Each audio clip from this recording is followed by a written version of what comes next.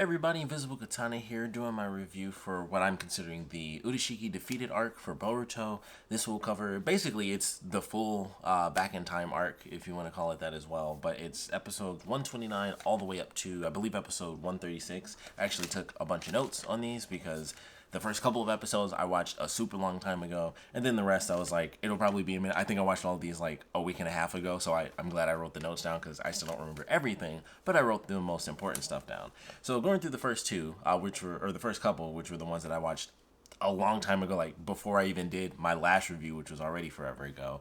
Those, Naruto and I was about to say Naruto and Sasuke and Boruto, of course, get sent back in time. It's like, okay, this is pretty interesting. Let's see what happens. We have a pretty cool moment. Of course, they end up meeting Jiraiya. This is after they get Tsunade, after Sasuke is gone.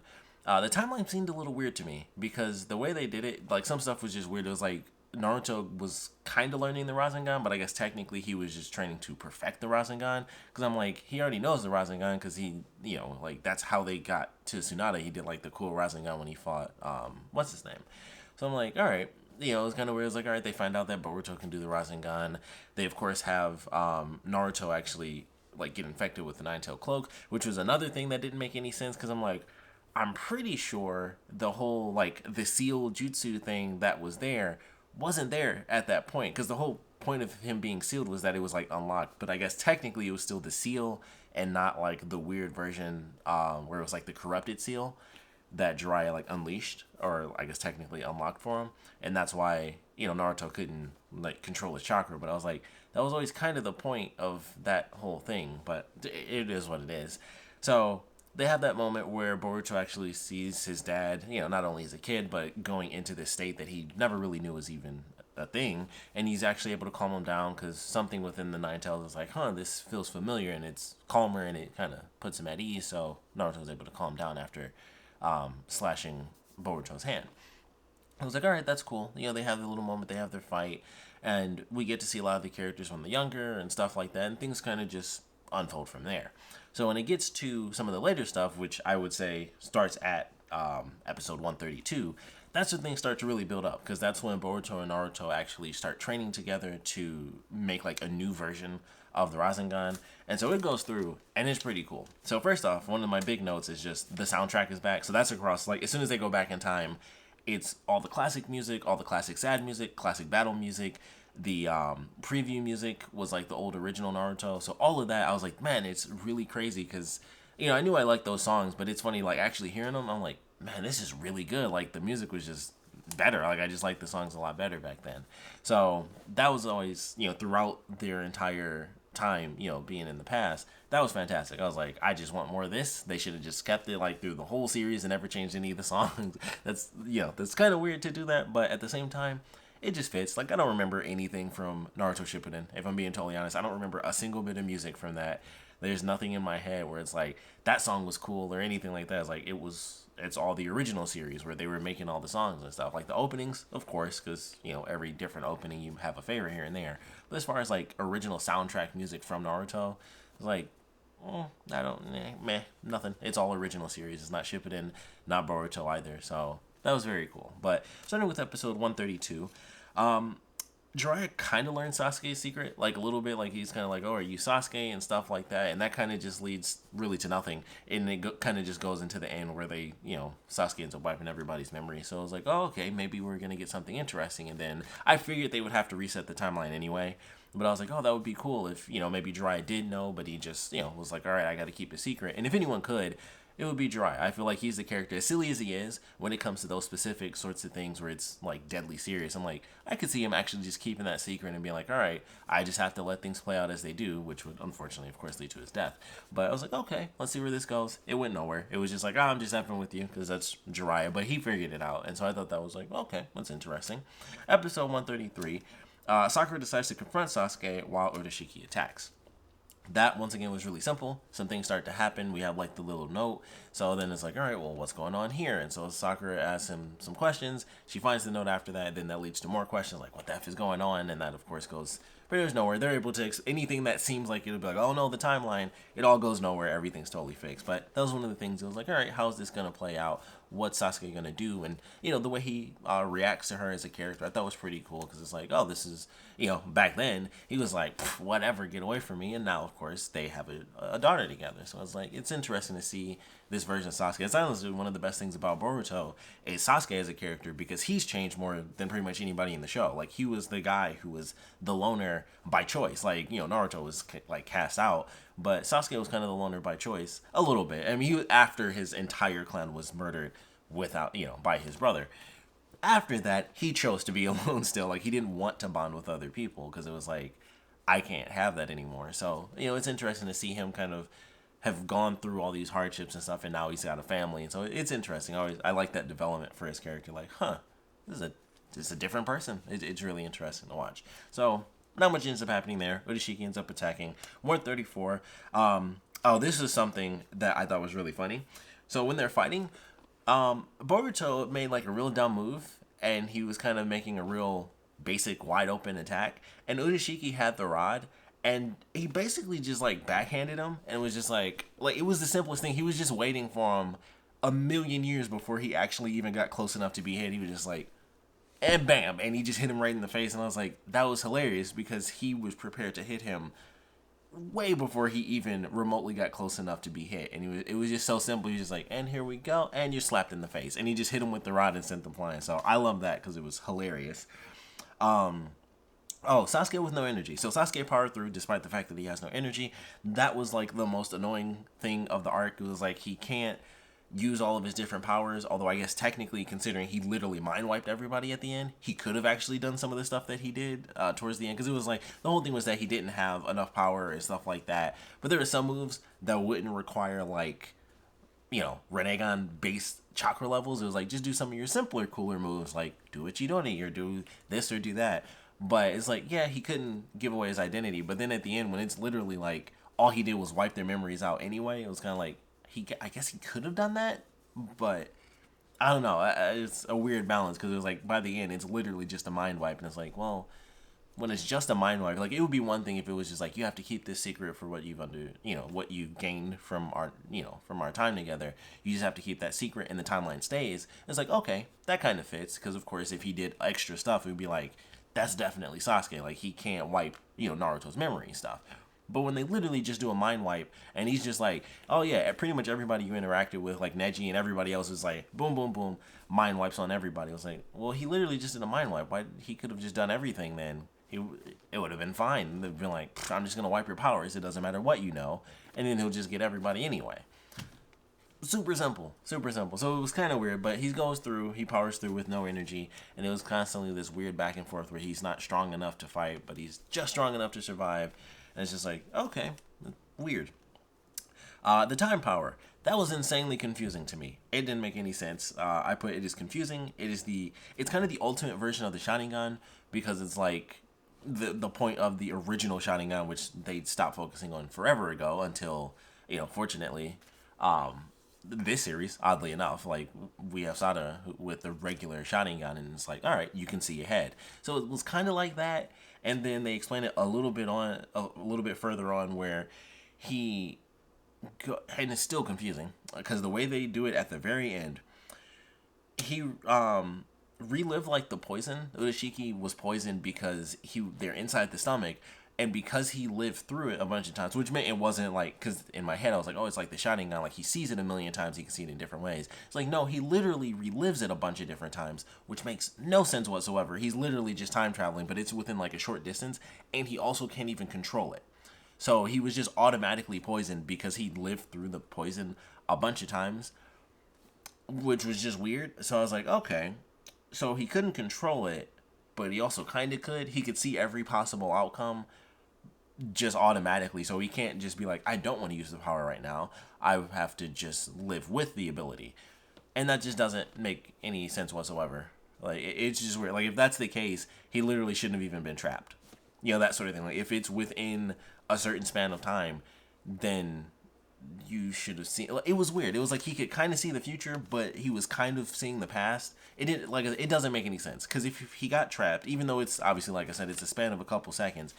Even if he didn't know that it was an instant attack, if it's like, oh, I'm about to be trapped, I'm going to jump so he can't like grab my feet with this jutsu and then teleport me into the stomach. It would be like, oh, I'm going to get teleported somewhere that I'm unfamiliar with. I'll just jump up in the air so he can't catch me. That's not what happened. He got caught, and then he just was like, oh no, I'm super poisoned because I went through this moment instantaneously hundreds of times or something. And I was like, this doesn't make any sense whatsoever. This is really weird.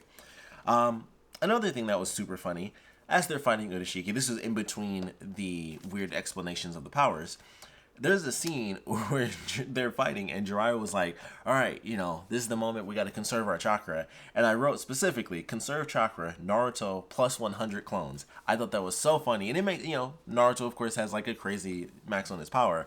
But this was also before he was like really, in tune with it. Like he could always do it. He just had a bunch of chakra. But I thought that was so funny. It was like, all right, conserve your chakra, boys. And he's just like, boom, buttload of clones. Like Boruto did like 2 or something, which his max is like 5 anyway, but like he did 2. And then Naruto was just like, boom, buttload of clones. I was like, that's not conserving, but hilarious to see. So I thought that was funny. Once again, in between all this, Sasuke is weak, can't use like his signature moves. Just, I don't know, weird. He can use some moves, can't use other, stuff like that. It's weird. Then that goes into 135.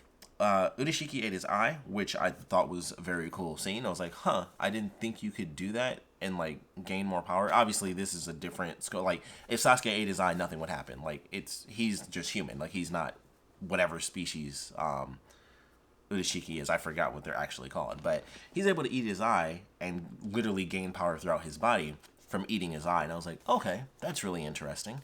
He goes into like his final form, which is similar to the person that was killed off during like the Boruto movie arc, but it wasn't exactly the same. So I was like, oh, that's kind of cool. They make it where like their final forms are all, very similar.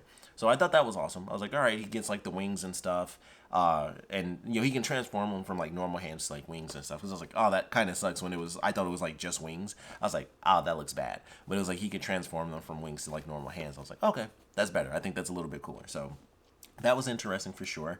The animation, this was definitely like the episode. It was like, okay, we had some generic fight scenes here and there. Some of them look all right. The animation was kind of basic. And then this episode was like, nope, this is on the same level of like the Boruto movie arc stuff. It was like the animation was like kicked way up. Like it was just so fluid, and they were doing like giant panning shots. And I was like, this looks absolutely amazing. So I love that for sure. Like, you can't deny the fact that one episode, they were saving it up. They're like, this is the final one. We were doing this, and this. We're doing like 5 epically cool moments. We need the animation to just be way up. Like, downgrade all this talking BS, like ugly, ugly, ugly. But this one, that's the one. So the whole episode was freaking phenomenal for 135. So I love that for sure.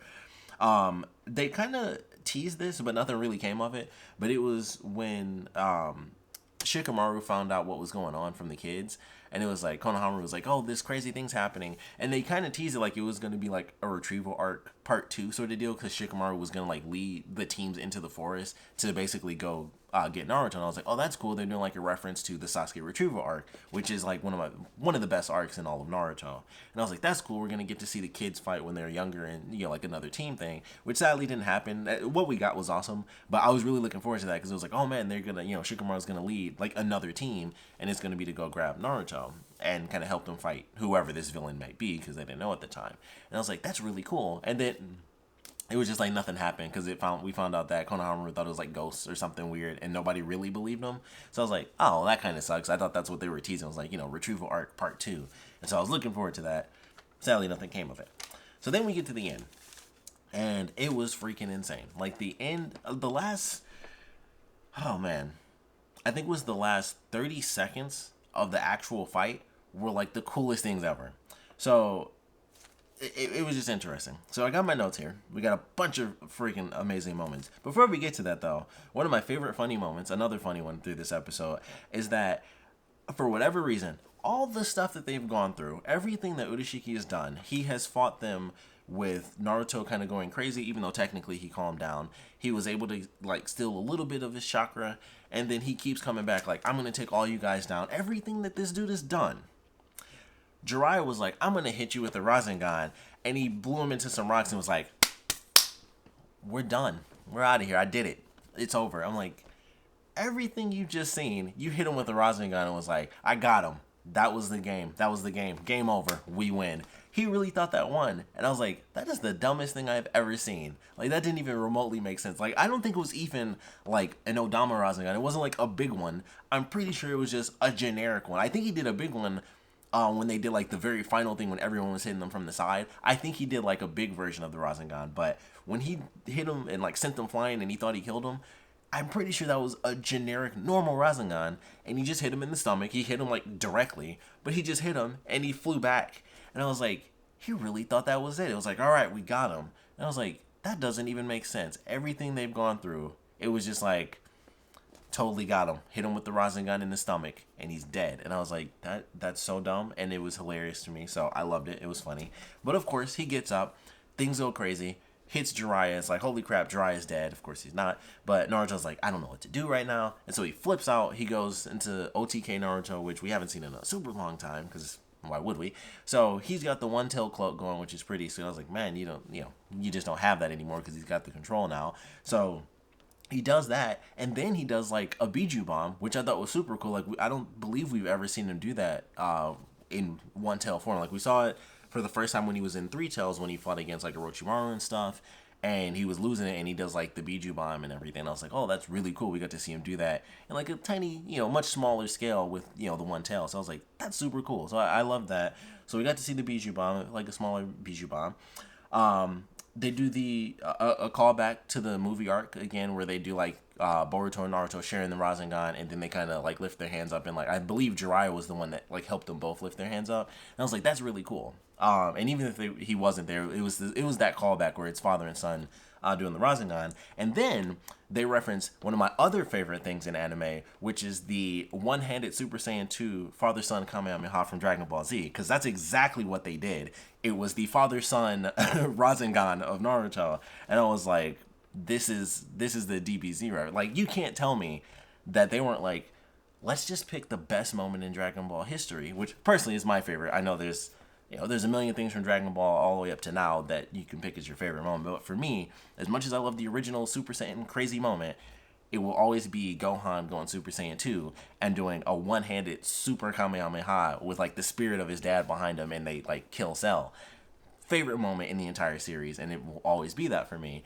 And seeing this, I was like, this is the father-son Kamehameha of Naruto right now. Like, they're doing the giant super mega, Rasengan as father and son. Excuse me. A little bit of time shenanigans involved there, but it was the same thing. I was like, this is the Super Saiyan 2 one-handed father-son Kamehameha right now. And I loved it. It was fantastic. And they're flying for it, and that's when Jiraiya comes in, like, that's for hitting me earlier, or whatever he says. So he does like a little shoulder hit, which once again I was like a nothing move. It was definitely a Cell moment for sure, because it was the exact same thing too. It was like, we can't really defeat him just with this blast. We got to make sure we knock him down like one notch with the other side characters. So Jiraiya hits him in the shoulder with the Rasengan, and he goes off. And then I wrote this in giant scribbly notes, as you can see here. That right there, that says, it's supposed to say Kitten, and I got really excited. I was also watching it at work, so I wasn't actually looking. I was like kind of looking at the screen and just like scribbling. The Kitten is my favorite move in all of Naruto, and I never thought I'd see it again. And it wasn't as cool as the first time, because it was like, that was the point of that fight. Like, literally, that whole fight was leading up to, this is how I end this, and it's a lightning dragon from the sky that will strike you down. And so it was like an instantaneous version, like, boom, Kitten, gotcha. But it was still the craziest thing ever. I was like, holy crap, he just did the Kitten. And that, I was just happy, because I was like, that's my favorite move in all of Naruto.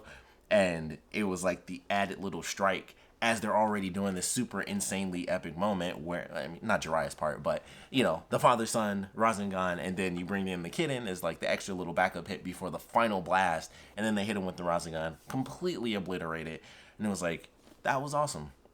So, got the Kitten. That was amazing. Reference to my favorite DBZ moment. Also amazing. The animation was absolutely phenomenal. And it was just good. It was good the whole way through, and it was classic Naruto music. I think they added some of the new stuff in during that final fight, like when Boruto and Naruto were doing the Rasengan. I think they brought in, like, Boruto's music, if I'm not mistaken. But either way, fantastic moment. And, of course, they win. They make a reference to something that I think is not really relevant in the show just yet, and they reference something about vessels and stuff like that. That was supposed to be like a reference to kind of a big arc that's a bigger thing that's in the manga series, if I'm not mistaken. I read some comments about that. So I'm not really familiar with it, but the fact that they reference it means maybe it'll start coming into the fold fairly soon. So that'll be cool. But I loved it. I thought that was fantastic. They beat him, and it's like, cool. He's actually dead, not just from some generic Rasengan, like an actual special Rasengan, plus a big Rasengan, plus the kitten. So they take him down. Epic finale to the fight, and it was like, this is really cool. And then, of course, we have episode 136, which was just the ending. I don't have any notes for it because nothing of note really happened. Jiraiya is like, yeah, they're big fans. I did love that moment where Sasuke had to agree, like, yeah, they were just like crazy stalker fans, and they looked into me and everyone that knew anything about me, and so that includes both you and Sasuke. And I thought that was really funny. Like, you could just see it in Sasuke's face where it was just like, I'm degrading myself so much, but I have to agree to this because I can't screw with the timeline. And just his face was like, I can't think of a better excuse, but I do not want to say yes. But of course he has to. And so Sakura's like, oh, you're just a couple of weirdos. All right, see you guys later. And it was like, that was actually a funny one. So that was probably my favorite moment of 136 because it was, everything else was just normal. They went to the hospital, they got out, and it was like, all right, let's go, because the turtle, woke up, which I totally forgot was even a thing. Because even in all the episodes, he wasn't referenced. So the last time he was referenced, I think, was when they first get sent back in time. And so I forgot that was even how they got there. Because I was like, how are they going to, get back? I forgot the turtle was actually with them. And so he's just in Sasuke's, little backpack. And he's just like, whew, I'm awake now. And I was like, oh, I forgot about that turtle. And he just went to sleep. So that was always the plan. He was just going to wake up at some point, which, of course, was going to be after they defeat the villain. That's just storytelling. You do the thing, and then it's like, all right, now your way back is officially open after you've already, beat the villain.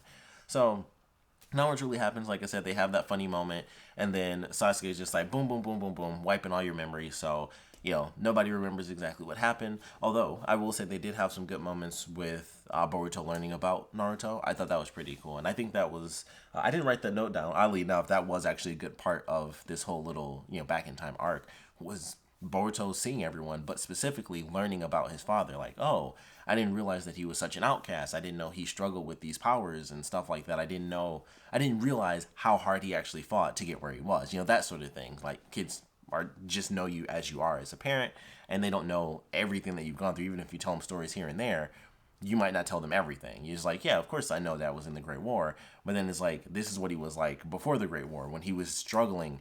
And he wasn't like the ultimate power on Earth. He was just a kid trying to make things work, trying to get his best friend back. So it was cool. I like that. Boruto getting to meet Neji, I thought was really cool. I love, Neji was one of my favorites. He had, like, my favorite costume in all of Naruto was Neji's outfit. And the only one that beat Neji's outfit was Sasuke's black outfit. I think that is probably still my favorite outfit in all of Naruto. It's like Sasuke's black outfit, and then Neji's outfit underneath that. And I hated his costume in Shippuden. Like, Neji's outfit in Shippuden, I was like, I just hate this. It's not as cool. It doesn't have the bandages. It's not like the cool, weird jacket, which I assume is just Velcro straps. So it's not as cool to think. In real life, it's just like little straps on. It's like, for some reason, that's not as cool. But great costume. And then, like I said, Sasuke's black outfit was number one, which I found out that the reason they cut that costume out is because it just took so long to draw. And Masashi Kishimoto was just like, you know what? I made a mistake. Back to the blue. Like, just regular sleeves, regular arms. I don't want to have to draw these lines on bandages. Plus, he had the black band over the regular bandages, which I still never understood that, because I remember it being on a button, and I was like, what is that little black strap doing at all for his arm? Like, it didn't make any sense to me, but I thought it looked sweet. So the black outfit just was too much to draw. So they're like, F that, take the bandages off, put him back in the blue. It's a shirt, and then it's his arms. Straight lines, and that's it. So that's why that ended up happening for anyone who ever loved that costume and wondered, why was it so short? That's why. It was just, that takes too long to draw. As gorgeous as that outfit is, it's so cool. It's like, we can't do that, unfortunately. I would have loved to have seen the rest of Naruto and Sasuke got, like, the black outfit. That would have been so freaking cool, because I just love that freaking costume. But it is what it is. And, of course, that allowed for them to keep Sasuke's color scheme as, like, the blue outfits, or, some hint of blue somewhere in there. But yeah, that's a random bit of knowledge in case you guys didn't know that. But all in all, I thought it was a good arc. It was actually really entertaining. I mean, we got great music. We got to see the old characters. All the voice actors, did their younger versions again. So that was actually pretty cool just to hear them, go from their adult versions to the kid versions that they've played for, years and haven't played in years as well. So that was really cool. I liked the whole arc. They go back in time, and admittedly, I'm not looking forward to pretty much anything coming up next, because I'm like, Whatever the promo was, I can't remember now because it was weeks ago when I finished the arc. And it was just like, back to fillers and stuff. Oh, it's like it's a samurai exchange student. So that's where I'm at right now. So I know I'm already like 6 episodes behind even now. So maybe it'll be some cohesive stuff. I kind of doubt it. I don't really know how I'm going to do this show anymore because I kind of don't want to review it, but at the same time, I do. So I don't know. I feel like I'll probably keep doing it in chunks. I might do like a once a month thing, even though I'm obviously super far behind. I might start doing like once a month and just these 4 episodes. This is what I felt, unless it's like the end of an arc, and then I might like do a review a little bit earlier. But other than that, you're gonna be getting some weird reviews. It'll be just like this. It'll just be like months apart. It'll be like, poof, here's a Boruto review. So if you like them, that's great. I hope you guys continue to enjoy them. But yeah, they're gonna be super sporadic because the show it just doesn't hook me. It's like the last, this arc, definitely entertaining to watch. But all in all, the show is just like, it's too far apart where it has these good moments. It's like, this is great, this is good, but it's always so far apart. It's just like, I don't want to just wait week by week through these episodes. Like, if it's a cool arc, I can do it week to week and just be like, oh man, I can't wait to see what happens next. But for the most part, it's filler week to week. And that's what it feels like. And if it is a story thing, it's such a minute thing. It's just like, it doesn't change enough for the character. It's not epic enough or cool enough or dramatic enough or anything enough to warrant a week-to-week viewing, for me at least. So these would be super sporadic, as they have been. This is pretty much the formula now because I'm just not hooked on the show. But until something crazy happens and it just hooks me in week to week, this is how it's going to be. It's going to be really sporadic. But of course, I still want to know what you guys thought about the show and what you guys are thinking currently. I mean, without spoilers, of course, but how are you guys feeling about the current arc or whatever they're doing right now? And of course, I definitely want to know what you guys thought about this, them being back in time, seeing the old characters, hearing the old music, hearing the old voices and stuff like that. Jiraiya got to come back, so that in itself is utterly amazing. I love that for sure. But all in all, it was definitely a fun arc. I definitely loved it. I was excited to finish it. I was excited to, of course, like kind of watch it in order too. They're actually really good to watch as like just a little movie experience. Like that whole arc, really good. That's the thing with their arcs. They can be entertaining, but the thing about them is that as a whole, they can be like super good, and then sometimes you're just stuck. Whereas like a big chunk of an arc will just be dumb. It's like the Earth Village arc. It was just like kind of dumb until they finally got to the village. Everything up until then, I was like, this kind of sucks. Like everything was just like meh and meh even more, and everything I just thought was kind of dumb. Like some cool stuff here and there, but for the most part, that whole arc, I was kind of just like, this is pretty boring. This is not nearly as cool as that epic opening that I still remember they had. The most amazing opening for that season. They didn't fight a giant crazy ice dragon. They just went to a stone village and fought some clones. And that was it. Like, I was just like, what? Why did they make that opening? And nothing even close to that even came true. Very odd. Very odd. But that's where I'm at with the show right now. It's very, very up and down, love and hate sort of relationship with it. But like I said, I want to know what you guys thought about this arc. So please put your comments down in the comment section below. Let me know your favorite parts about it, least favorite parts about it. And of course, thanks for watching.